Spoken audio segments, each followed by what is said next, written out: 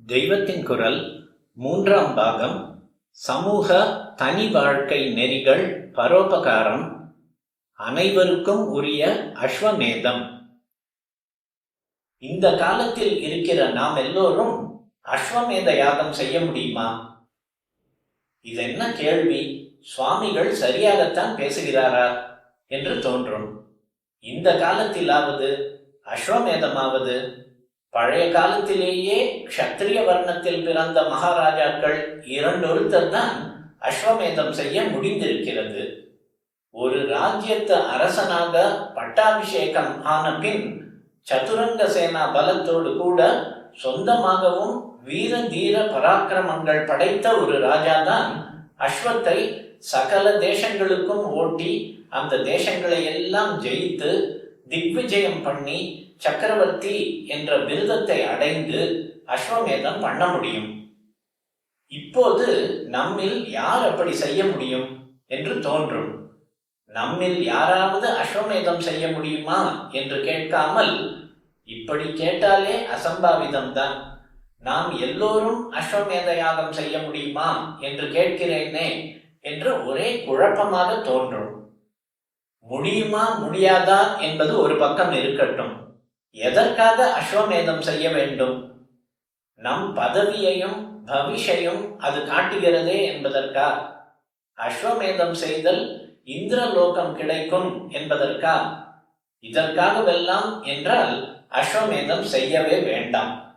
பதவி, பவிஷு, தேவலோக சௌக்கியம் எல்லாமே அகங்காரத்தை வளர்த்து கொள்கிற காரியங்கள் தான்.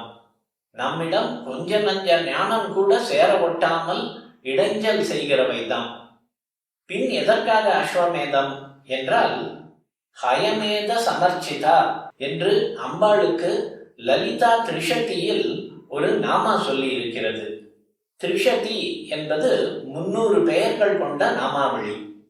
அர்ச்சனையில் பிரயோஜனமாவது ருத்ர திரிஷதி என்பது வேதத்திலிருந்தே எடுத்தது. லலிதா திரிஷதி வேதத்தில் இல்லாவிட்டாலும் கூட அதற்கு சமதையான கௌரவம் பெற்றிருக்கிறது. ஹயக்ரீவரிடம் இருந்து லலிதா சகஸ்ரநாமம் உபதேசம் பெற்றும் கூட மனசாந்தி அடையாத அகஸ்தியர் இந்த திரிஷதியை கேட்டுத்தான் தெளிவை அடைந்தார். ஆச்சாரியாலே பாஷ்யம் பண்ணி இருக்கிற பெருமையும் இந்த திரிஷதிக்கு இருக்கிறது. லலிதா திரிஷதி, லலிதா சகஸ்ரநாமம் இரண்டுமே ரொம்ப மந்திரவத்தானபடியால் இவற்றை உரிய நியமங்களோடு ரகசியமாகவே ரட்சிக்க வேண்டும். ஹயக்ரீவர் உபதேசித்த இந்த திரிஷதியில் ஹயமேத சமர்ச்சிதா என்று ஒரு நாமா இருக்கிறது. ஹயம் ஹயம் என்றால் அஸ்வம், குதிரை என்று அர்த்தம். கழுத்துக்கு மேலே குதிரை முகம் படைத்த மகாவிஷ்ணுவின் அவதாரமாக இருப்பவரே ஹயக்ரீவர். ஹயமேதம் என்றாலும் அஸ்வமேதம் என்றாலும் ஒரே அர்த்தம்தான். சமர்ச்சிதா என்றால் நன்றாக பூர்ணமாக ஆராதிக்கப்படுபவள் என்று அர்த்தம். ஹயமேத சமர்ச்சிதா அஸ்வமேத யாகத்தால் நன்கு ஆராதிக்கப்படுபவள். அதாவது ஒருத்தன் அஸ்வமேதம் செய்தால் அதுவே அவன் அம்பாளுக்கு செய்கிற விசேஷமான ஆராதனையாகி விடுகிறது.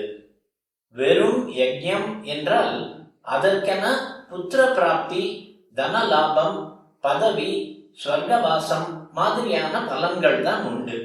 இந்த பலன்களோடு இவற்றை விட முக்கியமாக அநேக கட்டுப்பாடுகளோடும் ஐகாக்கிரியத்தோடும் ஒன் பாயிண்டட் கான்சென்ட்ரேஷன் ஒரு யாகத்தை செய்வதால் சித்த சுத்தி என்கிற மகா பெரிய பலனும் ஏற்படுகிறது. ஒரு யாகம் அம்பாள் ஆராதனை ஆகிற போதோ அதற்கு சின்ன சின்ன பலன்களாக இல்லாமல் சகல புருஷார்த்தங்களையும் கொடுக்கக்கூடிய சக்தி உண்டாகிறது. சாக்ஷாத் பரதேவத்தை பிரீத்தி அடைந்தால் எதைத்தான் தரமாட்டாள்? பதவி, பவிஷு, இந்திரலோகம் எல்லாவற்றுக்கும் மேலாக பரம ஞானத்தை, சம்சார நிவிருத்தியை, மோக்ஷ சாம்ராஜ்ய லக்ஷ்மியையே அம்பாள் மனசு குளிர்ந்தால் அனுகிரகித்து விடுவாள்.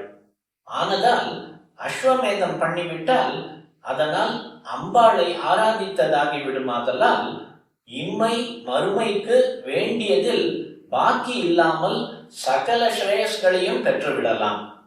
எதற்காக அஸ்வமேதம் செய்ய வேண்டும் என்று முதலில் ஒரு கேள்வி போட்டேனே, அதற்கு இது பதில்.